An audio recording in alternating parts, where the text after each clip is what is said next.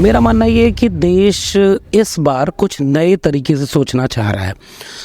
2014 के पहले देश ने कुछ सोचा, सत्ता बदल गई। अब देश इस बात के लिए सोच रहा है कि कुछ तो और बदलाव होना चाहिए। रोटी अगर पलटते नहीं रहेंगे तो जल जाएगी।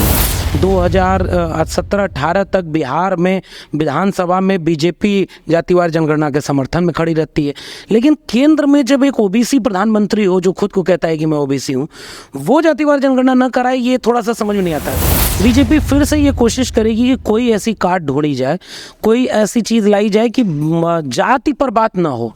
अगर आप देश की राजधानी से आए हैं तो आप बताएं कि आखिर देश का मिजाज क्या है।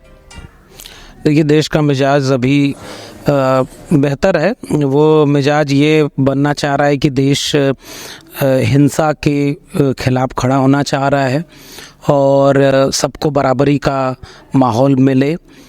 चुनाव आने वाले हैं, चुनावों के पहले बहुत तरह की तैयारियां, बहुत तरह की कोशिशें हर तरफ से हो रही हैं। मेरा मानना ये है कि देश इस बार कुछ नए तरीके से सोचना चाह रहा है। 2014 के पहले देश ने कुछ सोचा, सत्ता बदल गई, इन्हें एक बार मौका मिला, फिर दोबारा मिला। अब 10 साल पूरे हो गए। अब देश इस बात के लिए सोच रहा है कि कुछ तो और बदलाव होना चाहिए। रोटी अगर पलटते नहीं रहेंगे तो जल जाएगी। मैं ऐसा देख पा रहा हूँ कि देश में बहुत बड़ी आबादी है जो नौकरी न मिलने से परेशान है, महंगाई से परेशान है। देश की बहुत बड़ी आबादी है जो देश में शिक्षा चाहती है, न्याय चाहती है, हकमारी न हो वो चाहती है। वो सारे मिल कर के शायद मुझे ऐसा लगता है कि सत्ता बदलने के लिए तैयार हैं। सर, आज बिहार में जातीय गणना के आंकड़े जारी कर दिए गए हैं। लोकसभा चुनाव से पहले नीतीश कुमार के इस स्ट्रोक को आप क्या मास्टर स्ट्रोक मानते हैं? बहुत बड़ा कदम हुआ है कि जाति जनगणना के आंकड़े जारी हुए हैं, क्योंकि असल में जाति जनगणना का सवाल ऐसा है जिस पर कायदे से भी बात नहीं हुई है देश में।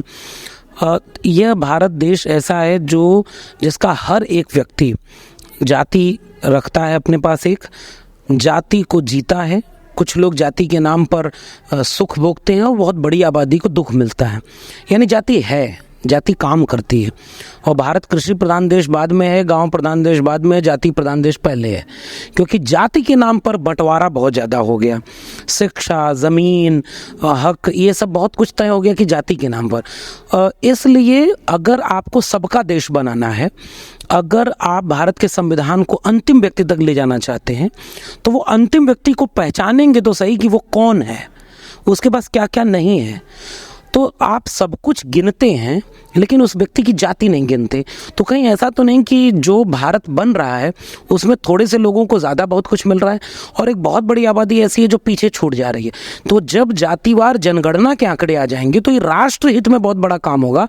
राष्ट्र अब ऑब्जेक्टिवली देख पाएगा कि अच्छा ये जगह है जहाँ पर फ़ायदा मिल गया, तो अच्छा अब इनको थोड़ा कम फ़ायदा दो। अब जिसको बिल्कुल फ़ायदा नहीं मिला है उस तक बात पहुँचाई जाए। तो इसीलिए बीजेपी तक जाति जनगणना का समर्थन कर चुकी है। गोपीनाथ मुंडे जो महाराष्ट्र के बड़े नेता हुआ करते थे, 2010 में संसद में खड़े होकर जातिवार जनगणना के पक्ष में बोलते हैं। 2017-18 तक बिहार में विधानसभा में बीजेपी जातिवार जनगणना के समर्थन में खड़ी रहती है, लेकिन केंद्र में जब एक ओबीसी प्रधानमंत्री हो जो खुद को कहता है कि मैं ओबीसी हूँ, वो जातिवार जनगणना न कराए, ये थोड़ा सा समझ में नहीं आता। क्यों? क्योंकि कहीं ऐसा तो नहीं कि आंकड़े सार्वजनिक हो गए कि कौन कितना जगह ले रहा है। इससे एक विवाद पैदा हो जाएगा कि जो ज़्यादा जगह ले रहा है उसको छोड़ना पड़ेगा। इसलिए मुझे लग रहा है कि जो भी इस देश से प्यार करता है, जो भी सबको बराबर बनाना चाहता है, सबका साथ, सबका विकास, सबका विश्वास चाहता है, वो जाति जनगणना का समर्थन करेगा। सर, इस आंकड़े के जारी होने के बाद अब भाजपा की क्या स्ट्रेटेजी हो? मुझे लगता है कि अभी मैंने आंकड़े का एनालिसिस नहीं किया है कि वो जातिवार जनगणना के आंकड़े किस रूप में आए हैं। मेरा मानना ये है कि बीजेपी एक ऐसी पॉलिटिकल पार्टी है इस देश में जो जाति के नाम पर अंदर राजनीति तो करती है, लेकिन बाहर वो जाति को एजेंडा नहीं बनाना चाहती। वो धर्म को एजेंडा बाहर बनाना चाहती है और अंदर उसकी जाति का आर्थिक विभाजन और तमाम चीज़ें चल रही हैं। बीजेपी फिर से ये कोशिश करेगी कि कोई ऐसी काट ढूंढी जाए, कोई ऐसी चीज़ लाई जाए कि जाति पर बात ना हो, क्योंकि जाति पर बात होगी तो बीजेपी में जो डोमिनेंट लोग हैं, जो ताकत में बैठे हैं, वो सारे लोग अपने हक को छोड़ने के लिए तैयार होंगे नहीं। तो इसलिए बीजेपी इसकी काट ढूंढने के लिए या तो धर्म के एजेंडे पर जाएगी और या तो फिर से इसको विवादित बनाएगी कि ये इस पर बात ना हो पाए। क्या लगता है अब देश की सियासत से क्या बड़ा परिवर्तन होने वाला है? देखिए, देश की सियासत में अगर सब कुछ ठीक रहा, इसी तरह से चलता रहा, अगर विपक्ष के तमाम दलों को ये बात समझ में आ गया है कि संविधान ही जब खतरे में हो, चुनी हुई सरकारों को विधायक सांसद खरीद के गिरा दिया जाए, पार्टी को खरीद करके सरकार बदल दी जाए, जितने भी लोकतांत्रिक संस्थान हैं उन सारे लोकतांत्रिक संस्थानों को अब अपने पक्ष में, मीडिया उनके हाथ में, जो चाहते हैं जैसी खबर होगी वो मीडिया दिखाएगी। चुनाव आयोग में कौन चुनाव आयुक्त बनेगा, इसका नियम बदल दिया गया।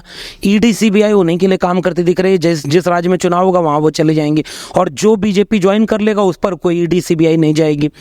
ये सब कुछ जब देखता हुआ विपक्ष ये समझ गया कि सब कुछ बर्बाद हो रहा है, तो पॉलिटिकल पार्टी भी हमारी बर्बाद हो जाएंगी। देश बचाना है, देश बचेगा, संविधान बचेगा, तब कोई राजनीति बचेगी। इसलिए सारे एकजुट होकर के इंडिया गठबंधन का नाम ले आए। इससे हलचल पैदा हुई। कोई घमंडिया गठबंधन एक बार प्रधानमंत्री ने कहा, फिर इंडी गठबंधन कह रहे हैं। इसका मतलब वो बेचैन है, वो अपना काम नहीं गिना पा रहे हैं, वो अपनी विफलताएं गिनाने के लिए परिवारवादी, भ्रष्टाचारी, ये सब आरोप विपक्ष पर लगा रहे हैं। अगर विपक्षी दलों के गठबंधन ने अपने दायरे को थोड़ा और बड़ा करके, जैसे इसमें मायावती भी जी आ जाएं, जैसे इसमें चंद्रशेखर भी आ जाएं, जैसे इसमें और बीआरएस आ जाए, भारत जो तेलंगाना की पार्टी है, ये सब मिल करके एक ठोस रणनीति के तहत अगर चुनाव लड़ते हैं तो 2024 में सत्ता बदल जाए, इसमें कोई आश्चर्य नहीं होगा। नीतीश कुमार के इस कदम के बाद क्या अब इंडिया गठबंधन से उनका रोल होने वाला है? क्या होने वाला है?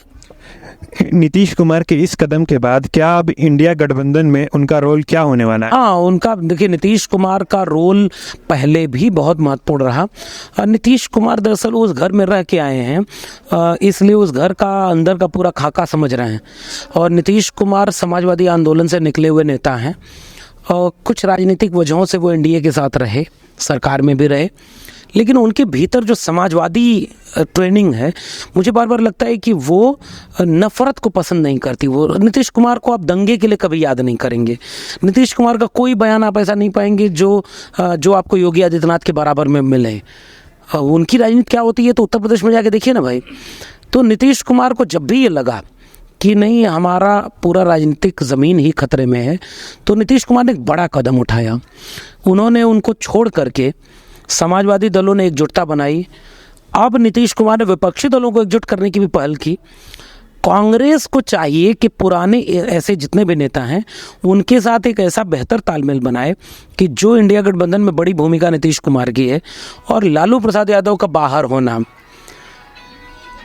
लालू प्रसाद और नीतीश कुमार की जोड़ी इतनी बेचैन करती है कि वो सदन में कोई उनका सांसद कविता भी पढ़े, उस कविता पढ़ने के बाद यहाँ का इतना दमन और अनायत बढ़ जाता है। वो दिखाता है कि नीतीश कुमार और लालू की जोड़ी में कुछ तो चमत्कार है, जिससे बीजेपी परेशानी में है। इसलिए मुझे उम्मीद है कि इंडिया गठबंधन एक बेहतर तालमेल के साथ, चाहे वो मल्लिकार्जुन खड़गे हों, वो भी अनुभवी नेता हैं, नीतीश कुमार हैं और बहुत सारे नेता हैं, इनका रोल निश्चित रूप से बहुत महत्वपूर्ण होगा। तो क्या आप मानते हैं कि नीतीश कुमार जो बिहार की जनता के काम करने के लिए वो पार्टी चेंज करते हैं, ना कि वो अपने फ़ायदे के लिए? अब बिल्कुल, मतलब आप नीतीश कुमार के ऊपर परिवारवाद का आरोप नहीं लगा पाएंगे, नीतीश कुमार के ऊपर भ्रष्टाचार का आरोप नहीं लगा पाएंगे, नीतीश कुमार के ऊपर आप कोई भी नफरत का काम करने का आरोप नहीं लगा पाएंगे। नीतीश कुमार से आप बाकी जगह पर असहमत हो सकते हैं। अब जिस देश के प्रधानमंत्री को ये कह के प्रचारित किया जाए कि उसके तो आगे पीछे कोई है ही नहीं, वो तो फ़कीर आदमी है, झोला लेके चला जाएगा, और पता ये चल रहा है कि लाखों करोड़ों रुपए एनपीए बनाकर इस देश का पैसा माफ़ कर दिया गया और पूरा देश उसके दोस्तों के हाथों भेज दिया गया। तो जो जिसके आगे पीछे कोई नहीं है, जो अपने लिए कुछ नहीं करता, वो तो भयानक खतरनाक है। कम से कम नीतीश कुमार ऐसा तो कुछ नहीं करते दिख रहे हैं। इसलिए मुझे ऐसा लग रहा है कि इनका कद बड़ा है, अनुभवी नेता हैं, साफ छवि के भी हैं, लालू प्रसाद यादव के साथ आने से समाजवादी आंदोलन की ज़मीन भी मजबूत हुई है। वो सबके साथ बराबरी और न्याय के लिए कटिबद्ध होगी, इसलिए मुझे लगता है कि ये एक बड़े नेता बन के उभरेंगे। अभी आपने भाषण के दौरान दरभंगा और मिथिला का जो सबसे बड़ा मुद्दा है, दरभंगा एम्स को लेकर भी आपने एक ताना मारा, तो क्या इसमें आप किसको दोषी मानते हैं, केंद्र सरकार को या फिर राज्य सरकार को? मुझे लग रहा है कि ये उनका सियासी झगड़ा है।